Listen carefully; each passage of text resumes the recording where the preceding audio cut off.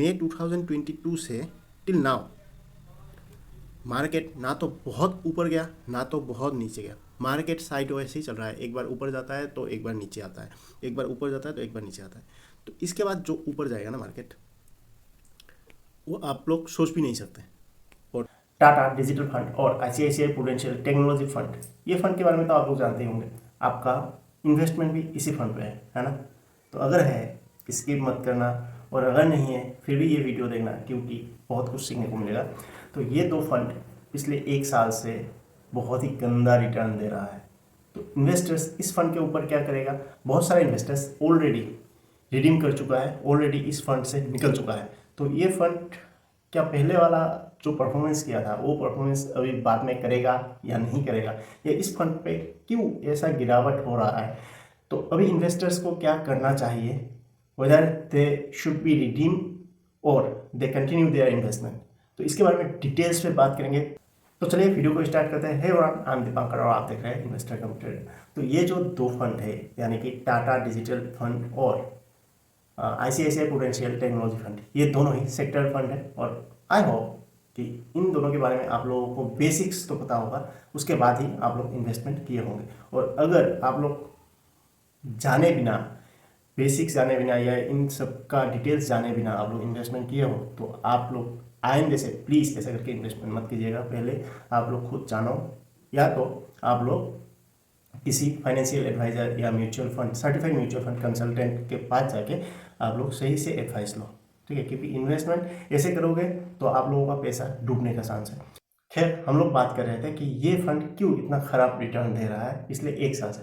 देखिए, आप लोग अगर मार्केट पे हो तो आप लोगों को पता होगा 2021 के बाद मार्केट परफॉर्म करना छोड़ दिया है, या तो हम लोग कह लें कि मार्केट सो रहा है इस टाइम पे। क्यों? क्योंकि 2022 पे, कंप्लीट 2022 पे ना मार्केट पूरा का पूरा वोलेटाइल था।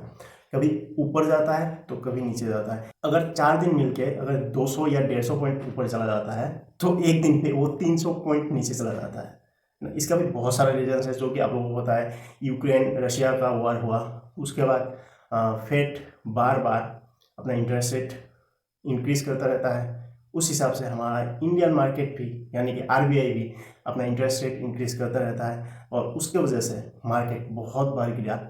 और ये सिलसिला बहुत टाइम से चलता ही आ रहा है। और अभी तो रिसेंट आप लोगों को पता ही है, अदानी की वजह से पूरा का पूरा मार्केट इतना खराब हो चुका था कि पूछो ही मत।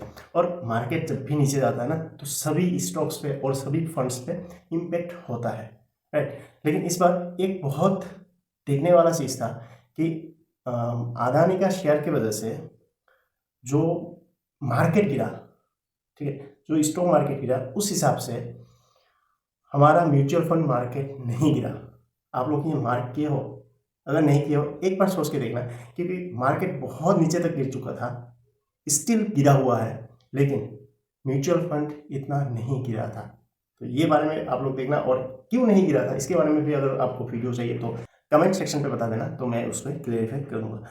मार्केट एक ऐसा चीज़ है ना जिसको सिर्फ बहाना चाहिए गिरने का, वो तो बहुत इजीली गिर जाता है। तो ये एक बहुत बड़ा रीजन है जिसकी वजह से ये फंड सही से परफॉर्म नहीं कर रहा था। तो चलिए अभी थोड़ा सा फंड के बारे में जान लेते हैं।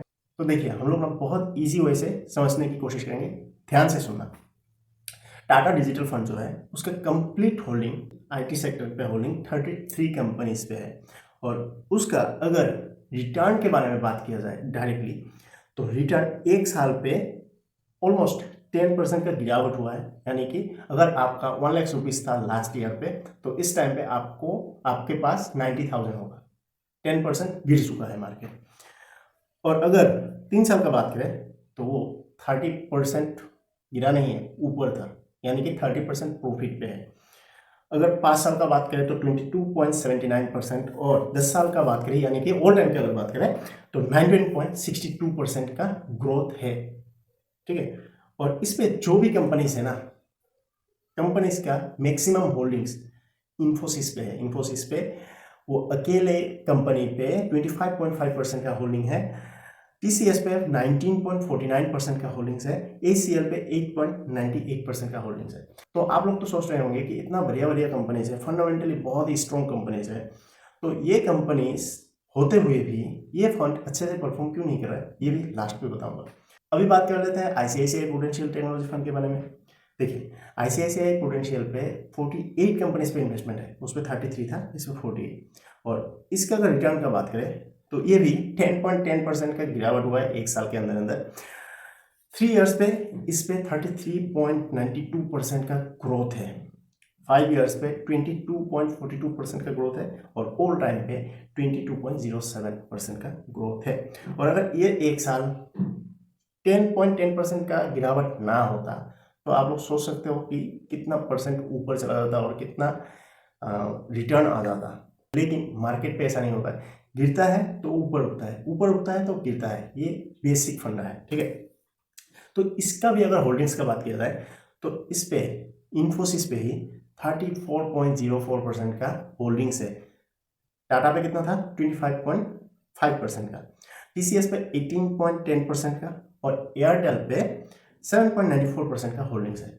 देखिए मैं इतना अंदर तक नहीं जाऊंगा, मैं बस इतना आप लोगों को बोला जितना कि आज की वीडियो के लिए ज़रूरी है। और अगर आपको डिटेल्स जानना है कि शॉर्ट रेशियो क्या है, कितना है, उसके बाद पीई कितना है डिटेल्स पे, उसके लिए मेरा ऑलरेडी वीडियो है दोनों फंड के ऊपर और उसका लिंक मैं दे दूंगा, आप लोग जाके विजिट कर लीजिएगा।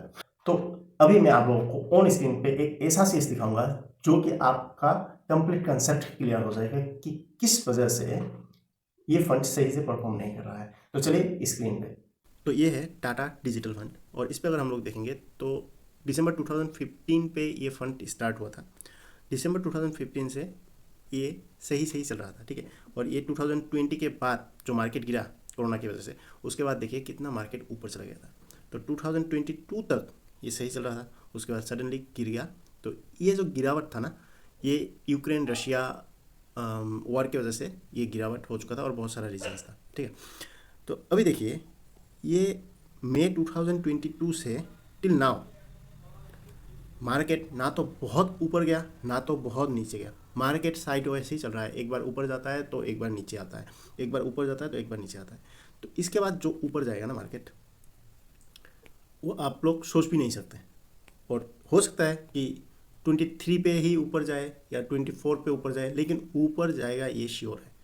आपको आपका फंड पे ग्रोथ दिखेगा, ये श्योर है। इसके अगर हम लोग 3 ईयर्स का दें ना तो 3 ईयर्स पे भी आप लोगों को सेम ही दिखेगा। और एक साल का अगर देखें तो देखिए एक साल पहले कहाँ इस पे इधर पे था 42 NAV पे अप्रैल पे, और ये साल कंप्लीटली देख सकते हो आप लोग, ऑलमोस्ट एक साल होने वाला है।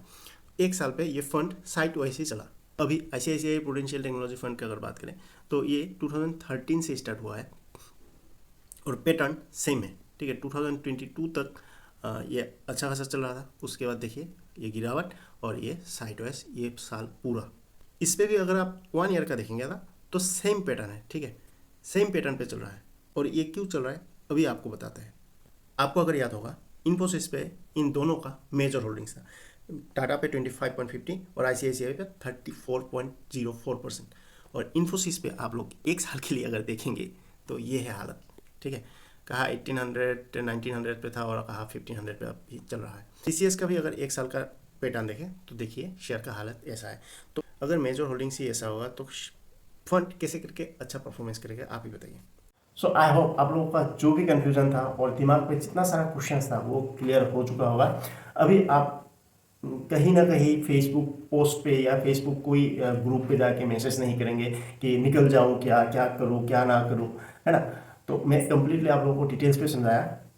देखिए कहीं पे भी कुछ भी करते हो तो आपका ऑब्जेक्टिव क्लियर होना चाहिए। अगर आप कहीं पे जा रहे हो ना तो आपका ऑब्जेक्टिव क्लियर होगा, राइट, कि जैसे भी हो भाई एनी रूट मुझे जाना है। अगर आपका ऑब्जेक्टिव क्लियर नहीं होगा ना तो आप उस मंजिल तक जा नहीं पाओगे सर। आप लोग आए थे लॉन्ग टर्म के लिए और म्यूचुअल फंड पे अगर आपको इन्वेस्टमेंट करना है, मैं आपको बोलता हूँ लॉन्ग टर्म के लिए इन्वेस्टमेंट करना मिनिमम 10 ईयर्स, अदरवाइज मत करना, नॉट रिकमेंडेड, ओके। मत करना 10 साल के नीचे। और अगर करना है तो बहुत सारा फंड है, आप लोग डेब्ट फंड पे जा सकते हो और आप लोग इक्विटी फंड पे तो स्पेशली मत जाइएगा 10 साल के नीचे अगर आप लोग को इन्वेस्टमेंट करना है तो। और लॉन्ग टर्म के लिए कोई भी फंड जैसे भी हो आपको बहुत अच्छा खासा रिटर्न देगा। कैसे पता? प्रीवियस रिकॉर्ड हिस्ट्री देखिए, हिस्ट्री सब कुछ बताता है। एक फंड कितना रिटर्न दिया, कैसा परफॉर्मेंस किया पास्ट पे, तो उसके बारे में डिटेल्स पे पता होता है। तो वो थोड़ा बहुत एक्सप्लोर करो, आप लोगों को मिल जाएगा। तो आप लोग अगर आए हो तो इतना जल्दी छोड़ के, मैदान छोड़ के मत जाइएगा। ऑलरेडी बहुत लोग मैदान छोड़ के जा चुका है। ये क्वेश्चन हाईएस्ट पूछा गया है शायद, जो कि है टाटा डिजिटल फंड और आईसीआईसीआई प्रूडेंशियल टेक्नोलॉजी फंड से निकल जाए क्या? और मैक्सिमम लोग, बिलीव मी, निकल गया है। शायद आप भी निकल गए हो। अगर निकल गए हो तो प्लीज़ कमेंट सेक्शन में बता देना। और मैं आपको बोलता हूँ, आज आप लोग लिख के रख दीजिए। आज से कुछ साल बाद ना आप लोग रिग्रेट करोगे कि क्यों उस टाइम पे हम लोग रिडीम किया था। देखिए, एक सिंपल सा फंडा है, बताता नहीं है ज़्यादा लोग। मार्केट जब डाउन होता है ना, उस टाइम पे ज़्यादा से ज़्यादा खरीदो। उस टाइम पे डरो मत। मार्केट जब डाउन है, हम लोग करते क्या है, उसका उल्टा करते हैं। मार्केट भागना स्टार्ट किया, अरे खरीदो भाई खरीदो, बहुत जल्दी जल्दी खरीदो, नहीं तो खत्म हो जाएगा। वो गलती है।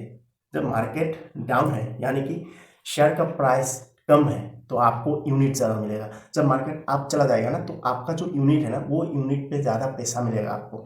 सिंपल से फंडा है यार। ये फंडे पे एक काम करो ना, अगर मार्केट डाउन है ना, तो ज़्यादा से ज़्यादा इन्वेस्ट करो। डरने का नहीं, मार्केट ऊपर जाएगा श्योर। अगर आपका कोई भी क्वेरी हो तो कमेंट सेक्शन पे बता दीजिएगा।